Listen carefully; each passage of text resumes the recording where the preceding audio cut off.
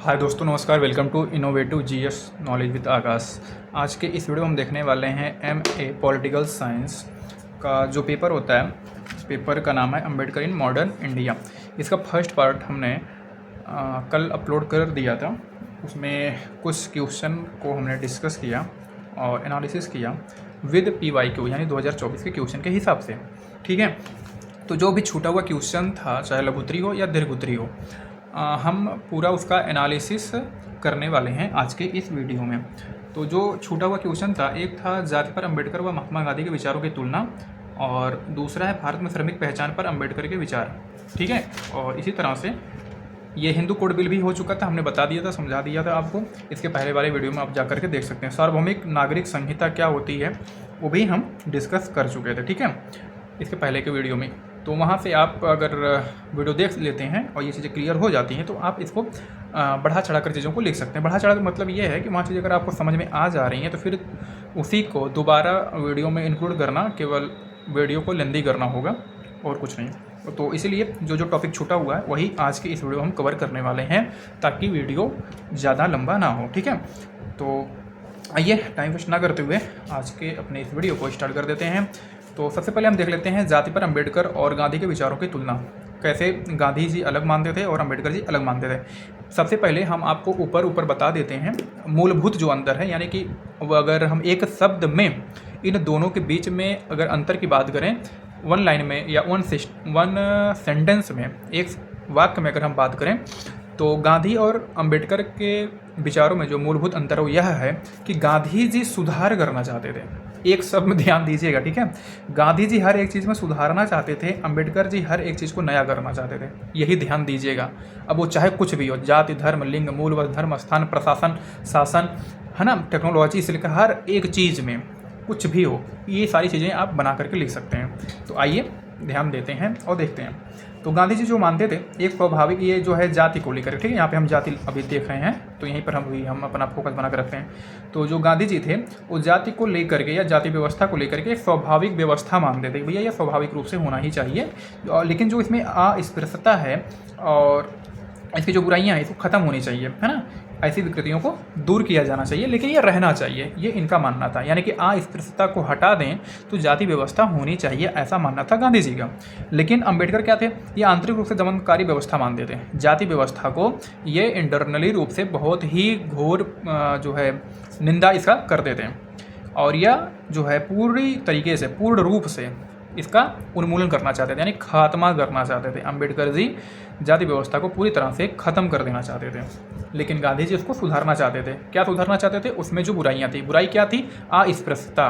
ठीक है, यानी कि छुआछूत वाली जो बुराई थी उसका इलाज करना चाहते थे गांधी जी, और अंबेडकर जी उसको ख़त्म ही कर देना चाहते थे। ठीक है, तो ये ध्यान दीजिएगा, यहाँ से इतनी बातों को ध्यान देना।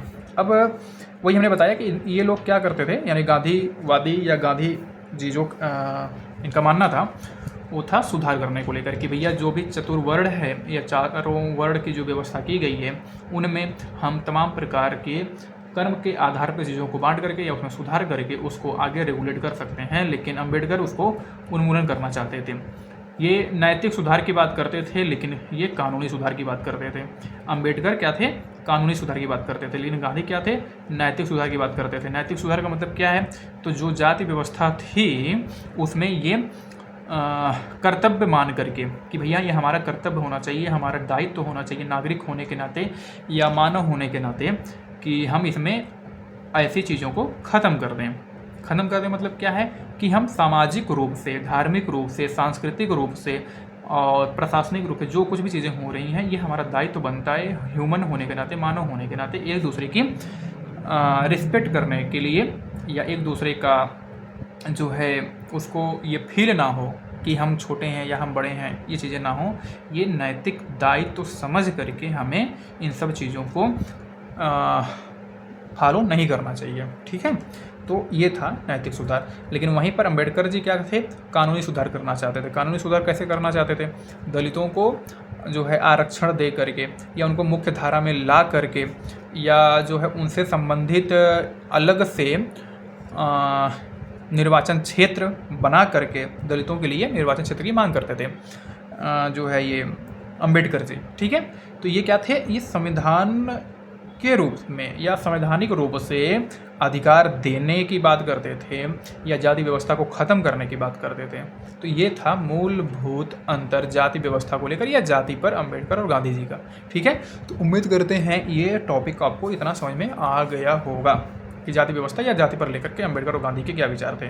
ठीक है, अच्छा कुछ आपको हम अभी लास्ट में, वीडियो के लास्ट में कुछ पॉइंट हम बताते हैं। उस पॉइंट अगर आप समझ जाएंगे तो दुनिया का कोई भी टॉपिक अगर आपके सामने आएगा, कुछ नहीं भी आता रहेगा तो भी आप कॉपी भर करके ही आएंगे। वही मैं करके आता हूँ। ठीक है, मतलब मैं किया था अपने पिछले जो है पेपर में। अब हम बात कर लेते हैं सामाजिक बहिष्करण वर्ग। अगला जो क्वेश्चन था, हाँ यहाँ पर क्वेश्चन था कि सामाजिक बहिष्करण वर्ग से आप क्या समझते हैं। What do you mean by a social escalation clauses. ठीक है, आइए इसको देखते हैं। सामाजिक बहिष्करण का मतलब क्या होता है। तो इसका अर्थ होता है कि समाज के मुख्य धारा से अलग कर देना, यानी कि कोई एक ऐसा वर्ग है जो कि सोसाइटी के मेन स्ट्रीम से अलग कर दिया गया है। अच्छा, उसको अलग करने के आधार क्या क्या होते हैं, यानी किस आधार पे हम किसी को अलग करते हैं। तो जाति के आधार पे, धर्म के आधार पे, वर्ग के आधार पे, लिंग के आधार पे, नस्ल के आधार पे। वर्ग के आधार पे का मतलब है कि उच्च वर्ग, मध्य वर्ग और निम्न वर्ग, हाई क्लास, मिडिल क्लास और लोअर क्लास। ठीक है, तो ये ध्यान दीजिएगा। इन सब आधार पर हम किसी को भी समाज से बहिष्कृत कर देते हैं या अलग कर देते हैं, जिसका रिजल्ट होता है। अच्छा, ये सब चीज़ें आप लिख सकते हैं इस तरह से भी लिख सकते हैं। बाकी जैसे आप सेंटेंस वाइज लिखते हैं उस तरह से भी लिख सकते हैं। तो मैक्सिमम हम तो अपना फ्लो चार्ट ही बना करके उसमें आए थे एग्ज़ाम में, तो मज़ा आ गया था। मतलब लिखा भी था हमने और फ्लो चार्ट भी बनाया था। ठीक है, जिसे आप लिख रहे हैं तो आप यहाँ पे नीचे लिखते हुए आइए कि इस तथ्य को हम निम्नलिखित फ्लो चार्ट के माध्यम से भी समझ सकते हैं, इस तरह से। ठीक है, या निम्नलिखित माइंड मैप से समझ सकते हैं, निम्नलिखित ये ग्राफ से समझ सकते हैं, ऐसा करके आप बना सकते हैं फ्लो चार्ट। अच्छा, सामाजिक बहिष्करण का परिणाम क्या होता है। तो भैया इससे अलगाव की भावना आती है, अकेलापन लगता है, गरीबी और असमानता बढ़ती है, मानसिक और शारीरिक प्रभाव पड़ते हैं, सामाजिक अशांति होती है। ठीक है, इसका अलग अलग पॉइंट बना करके, हेडिंग बना करके भी आप इसमें लिख सकते हैं। जैसा कि आप देख सकते हैं यहाँ पर, आप उड़ीसा में, पश्चिम बंगाल में, दक्षिण भारत में, है ना, इन सब का आप इस तरह से कर सकते हैं कि कुछ छोटी जातियाँ, कुछ दलित वर्ग हैं या कुछ आदिवासी हैं, है ना, उन सब का एग्जाम्पल दे करके आप इन सब चीज़ों को इंक्लूड कर सकते हैं कि भैया सामाजिक बहिष्करण एक निंदनीय जो है बुराई है समाज की, है ना। तो इस तरह से इसको आप बना सकते हैं, अपनी भाषा में आप कर लीजिएगा। बाकी जो नहीं समझ में आएगा हमसे फिर से पूछिएगा या कमेंट करिएगा। अगला है टॉपिक हमारा, भारत में श्रमिक पहचान पर अंबेडकर के विचार क्या थे। तो भारत में श्रमिक पहचान यानी श्रमिकों को लेकर के अंबेडकर जी क्या सोचते थे, क्या विचारते थे। ठीक है, तो श्रमिक को लेकर ये मानते थे भैया श्रम की स्वतंत्रता होती है कि हमको काम करना है या नहीं करना, ये हमारा डिसीजन होगा। ठीक है, तो ये पहला हो गया या पहली हेडिंग हो गई, पहला टॉपिक हो गया, पहला पॉइंट आप लिख सकते हैं।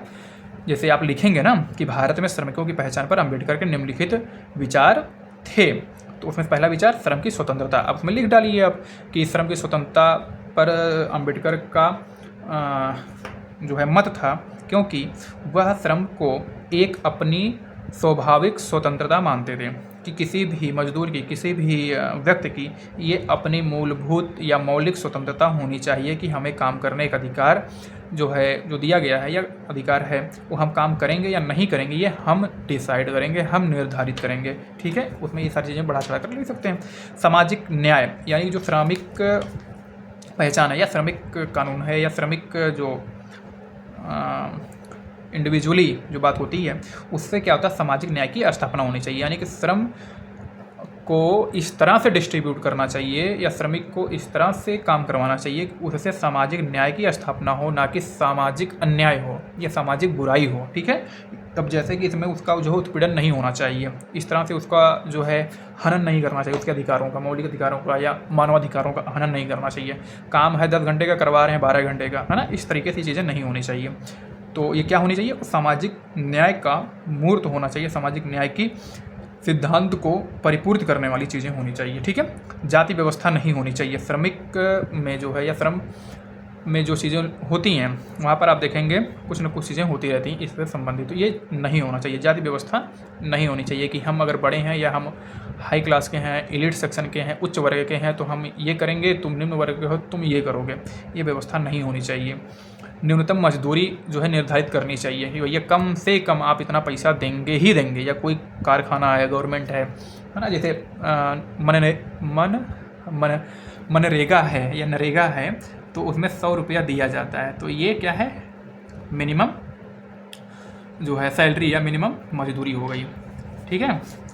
और उसके बाद श्रम कल्याण होना चाहिए, श्रम कानून बनाना चाहिए श्रमिकों से संबंधित, और श्रम संगठन होने चाहिए। श्रम संगठन क्यों होना चाहिए, क्योंकि एक मिली जुली जो है एक गठबंधन होता है, एक आवाज़ होता है कि हाँ, हम श्रमिकों के लिए कोई अगर मुद्दा आ रहा है तो उसको हम जा कर के सरकार को बता पाएँ, ठीक है, और सरकार को अपनी बातें हम समझा पाएँ। तो इसलिए श्रम संगठन का होना ज़रूरी है। ये मानना था अंबेडकर जी का श्रमिक पहचान को लेकर के कि ये सारी चीज़ें इंक्लूड होनी चाहिए।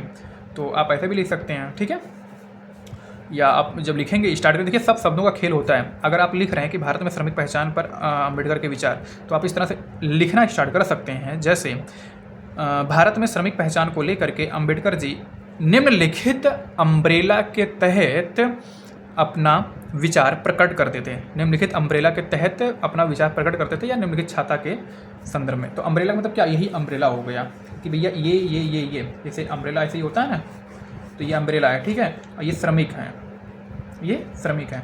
तो इस श्रमिक को एक सशक्त व्यवस्था देने के लिए, एक सशक्त जो है पर्सनालिटी बनाने के लिए, व्यक्तित्व बनाने के लिए, मुख्य धारा में जो है लाने के लिए उसको ये चीज़ें करनी चाहिए, या उसको ये चीज़ें प्रदान होनी चाहिए, तभी जा कर के ये छाता मजबूत होगा। ये छाता मजबूत होगा मतलब क्या है, ये श्रमिक मजबूत होगा। तो इस तरह से आप चीज़ों को जो है थोड़ा सा अतिशयोक्ति अलंकार में लिख सकते हैं, ठीक है भैया। अगला टॉपिक है अंबेडकर के राजनीतिक विचार क्या है। ये दीर्घोत्तरी है सब, ठीक है, ये लास्ट में जो है जो आपका पेपर है, ठीक है, संविधान के निर्माण में, अच्छा ये हो गया था राजनीतिक विचार, हाँ ये वाला है, अंबेडकर के राजनीतिक विचारों की व्याख्या की थी, ये वाला क्वेश्चन है, ठीक है। तो इनके राजनीतिक विचार कौन कौन से थे, तो इनके राजनीतिक विचार थे लोकतंत्र, है ना, ये लोकतंत्र को मानते थे, सामाजिक न्याय को मानते थे, समानता को मानते थे, दलित अधिकार को मानते थे, संवैधानिकता को मानते थे, सामाजिक लोकतंत्र को मानते थे। सामाजिक लोकतंत्र मैं बता चुका हूँ इसके पहले वीडियो में, जाकर के आप देख लें। लोकतंत्र, सामाजिक लोकतंत्र का मतलब वही है, सामाजिक जो है समानता, सामाजिक क्या कहते हैं उसको, सामंजस्य, कोलैबोरेशन, बंधुत्व, है ना, स्वतंत्रता, ये सारी चीज़ें होनी चाहिए कि आपको जो है अधिकार है कि आप जो है क्या कर सकते हैं, रोड पर टहल सकते हैं, है ना, डंडा लेकर टहल सकते हैं, लेकिन वहीं पर आपका ये दायित्व तो बन जाता है कि आप ऐसा डंडा घुमाइए किसी और को चोट ना लगे, ठीक है। ये आपको रोड पर दुकान लगाने का अधिकार है, लेकिन उस दुकान से किसी और की दुकान का जो है हनन ना हो, या किसी और के अधिकार का हनन ना हो। सीधी सी बात है, अपने अधिकार के साथ अपने दायित्व को साथ में लेकर के चलने की बात होती है। इसी को हम कहते हैं सामाजिक लोकतंत्र। जब हम अपने अधिकार, अपने दायित्व को दोनों को एक साथ साधते हैं, तब हम उसको कहते हैं सामाजिक लोकतंत्र, तब हम उसको सामाजिक लोकतंत्र की संज्ञा देते हैं, ठीक है। तो अछूतों का उत्थान को ये मानते थे, यानी इस विचार से ये सहमत होते थे कि भैया उनका उत्थान करना चाहिए, उनको आगे लेकर जाना चाहिए, मुख्य धारा में जोड़ना चाहिए। जाति व्यवस्था जो थी उसको ये नहीं मानते थे, या उसका उन्मूलन करना चाहते थे। और राजनीति में उदारवाद को ये मानते थे, संवैधानिक प्रणाली को मानते थे। संवैधानिक प्रणाली को मानते थे यानी संवैधानिक संस्थाओं को ये स्थापित करना चाहते थे। अच्छा, संविधान के थ्रू आप लोग मतलब ये जानते होंगे या सुने होंगे कि भैया इनके आधार पर ये चीज़ें की गई हैं तमाम प्रकार के, लेकिन ये ध्यान दीजिएगा इन्हीं के द्वारा आरबीआई भी लाया गया था, ठीक है। आरबीआई और जल आयोग, ठीक है, राष्ट्रीय जल आयोग भी इन्हीं के दूरदर्शिता के आधार पर लाया गया था। तो उम्मीद करते हैं आपको ये वाला पेपर क्लियर हो गया होगा अच्छे से। इसमें जो कुछ भी चीज़ें आएंगी वो अंबेडकर से संबंधित आएंगी, है ना। अच्छा, मैं अभी कुछ देर पहले आपसे कहा कि भैया यार टाइमिंग भी हो रही है, हाँ, अभी मैं आपको कुछ चीज़ें बताता हूँ, उसके आधार पे आप किसी भी टॉपिक को डील कर सकते हैं। तो देखिए, समाज में या मतलब किसी भी जगह पर कुछ चीज़ें होती हैं, जैसे कि सामाजिक व्यवस्था, ठीक है, सामाजिक व्यवस्था, धार्मिक व्यवस्था। किसी भी टॉपिक को समझने के लिए, किसी के व्यक्तित्व को पहचानने के लिए, यानी कुछ भी समझना है तो इन्हीं सब चीज़ों के थ्रू हम समझ सकते हैं। सामाजिक व्यवस्था, धार्मिक व्यवस्था, सांस्कृतिक व्यवस्था, राजनीतिक व्यवस्था, ठीक है, फटाफट लिख लें ताकि वीडियो लंबा ना हो। प्रशासनिक व्यवस्था, प्रशासनिक व्यवस्था, शैक्षणिक व्यवस्था, विज्ञान और प्रौद्योगिकी व्यवस्था, साइंस एंड टेक्नोलॉजी, और क्या ले सकते हैं आप यहाँ पे, हाँ, तो इन्हीं सब चीज़ों के माध्यम से आप किसी भी टॉपिक को डील कर सकते हैं। जैसे कि आप अगर अंबेडकर के विचारों को जानना चाहते हैं, तो अंबेडकर को समझना चाहते हैं, तो अंबेडकर का सामाजिक दृष्टिकोण क्या था, है ना। अब यहाँ पे दृष्टिकोण की बात हम करेंगे, व्यवस्था नहीं, दृष्टिकोण। यानी कि अब यहाँ पे आप लिख सकते हैं अंबेडकर, जो चीज़ हमें पता नहीं है उसको भी हम कैसे पता कर सकते हैं, कैसे खोज सकते हैं इंटरनेट पे, वो भी हम यहाँ पे बता दे रहे हैं। तो अंबेडकर का सामाजिक दृष्टिकोण क्या था, अंबेडकर का धार्मिक दृष्टिकोण क्या था, अंबेडकर का सांस्कृतिक दृष्टिकोण क्या था, अंबेडकर का राजनीतिक दृष्टिकोण क्या था, अंबेडकर का प्रशासनिक दृष्टिकोण क्या था, अंबेडकर का शैक्षणिक दृष्टिकोण क्या था, अंबेडकर का विज्ञान और प्रौद्योगिकी से संबंधित क्या दृष्टिकोण था। इस हिसाब से किसी भी चीज़ को सिस्टमैटिकली हम समझ और लिख सकते हैं और बता सकते हैं लोगों को, ठीक है। तो ये चीज़ें हमको बताना था आपको लास्ट में। तो ये था आपका एक अलग से डोज, है ना, सोने पे सुहागा इसको कहते हैं। तो इस तरह से जो चीज़ें ना समझ में आए ना, उसको इन्हीं सब चीज़ों के आधार पर बांट दिया करिए, और उसी तरह से आप उसको लिखने और पढ़ने की कोशिश किया करिए। तो इससे आपका पढ़ना लिखना बताना आसान हो जाएगा, ठीक है। हम यही करते हैं, यही आपको हम बता रहे हैं। अभी तक हमने यही सीखा है, अभी तक का जो एक्सपीरियंस है। तो उम्मीद करते हैं आपको ये सारी चीज़ें समझ में आ गई हैं। ये सारी चीज़ें मतलब ये पॉलिटिकल साइंस का जो पेपर है, ठीक है। अब इसके नेक्स्ट वीडियो में, या जो हमारा नेक्स्ट पार्ट होगा, नेक्स्ट पार्ट मतलब नेक्स्ट वीडियो होगा, लोकल गवर्नमेंट इन इंडिया होगा, ठीक है। इसके बाद हम लोकल गवर्नमेंट इन इंडिया हम लेकर के आएंगे। तो उम्मीद करते हैं आपको यह हमारा छोटा से तो नहीं, हाँ छोटा है, फिर भी हम छोटा से छोटा वीडियो बनाने की कोशिश की है कि कम शब्दों में, कम वीडियो में आप कम लेंथ में, यानी कम से कम समय में आपको ज़्यादा से ज़्यादा आउटकम मिल पाए। तो उम्मीद करते हैं आपको हमारे छोटा सा वीडियो पसंद आया होगा, और अगर हमारे छोटा सा वीडियो पसंद आया तो प्लीज़ हमारे इस वीडियो को लाइक, शेयर, कमेंट, सब्सक्राइब जरूर कीजिएगा। मिलते हैं इसी तरह किसी नए टॉपिक के साथ किसी नए वीडियो में, तब तक के लिए नमस्कार, जय हिंद, वंदे मातरम।